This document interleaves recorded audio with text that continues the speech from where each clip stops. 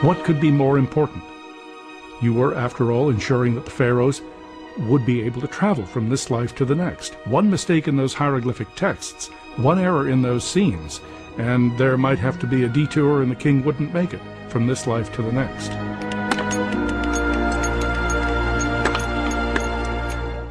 But Ramesses did not intend to spend the afterlife alone. The greatest work of the villagers of Deir el-Medina was not in Ramesses' own tomb, but in the tomb for the most important woman in Ramesses' life. In 1312, Ramesses married an Egyptian noblewoman, Nefertari, and made her his chief wife.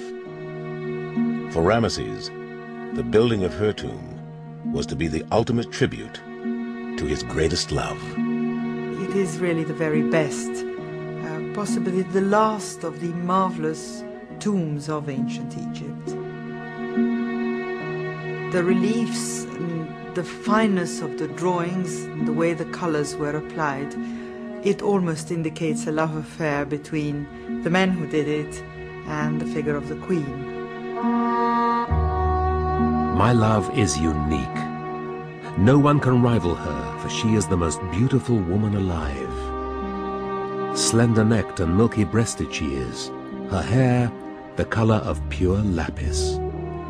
Gold is nothing compared to her arms, and her fingers are like lotus flowers. Her buttocks are full, but her waist is narrow. Just by passing, she has stolen away my heart.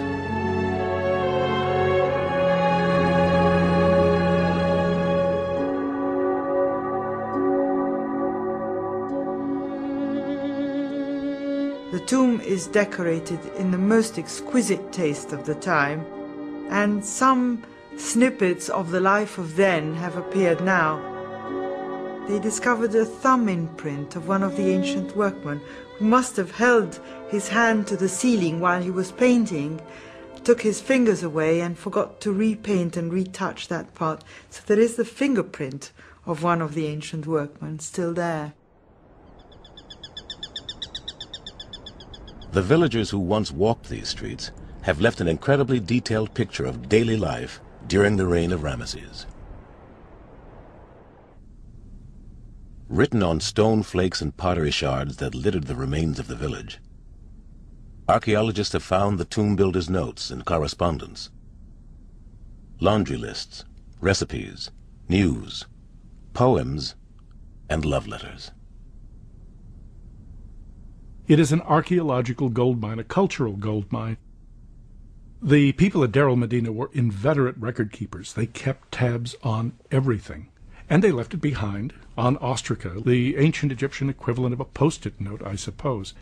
Records about who was ill on which day, who was going on holiday, when did the in-laws come to visit, whose son went out carousing, got drunk, and did unspeakable things to the girl next door. All of this kind of thing is there, and in glorious, wonderful detail.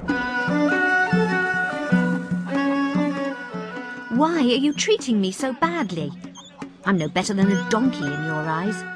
If, God forbid, I was the type that couldn't hold their drink, then you'd be right not to invite me. But I'm just someone who's a bit short of beer in his own house. When it's feeding time, you fetch an ox. But when there's beer, you never invite me. You only ask for me when there's work to be done. When they weren't working on the royal tombs, the villagers used their unique skills on their own tombs. But instead of the formal religious scenes of the royal tombs, their tombs portrayed pictures of the afterlife the tomb builders hoped for. Idealized versions of everyday life. In their spare time, the family would go, make their own tomb, add to the decoration. Probably at dinner parties, the question would be, how's the tomb getting on then? From the paintings and writings left behind by Ramesses' villagers, we know who lived in each house and even the intimate details of their relationships. Nowhere else in the ancient world can we listen to ordinary people and eavesdrop on their scandals and gossip. There was a foreman called Peneb, and we know a lot about the foreman Peneb because we have a whole series of complaints about him. He did various things. He stole equipment from the Valley of the Kings. He embezzled the salary of some of his colleagues. He went around seducing the wives of villagers, presumably when the villagers were out at work. Even Peneb's own son denounced him for his behavior.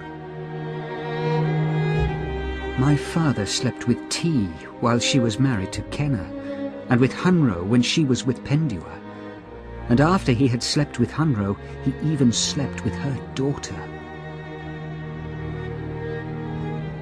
These people at Deir el-Medina quite clearly are human beings.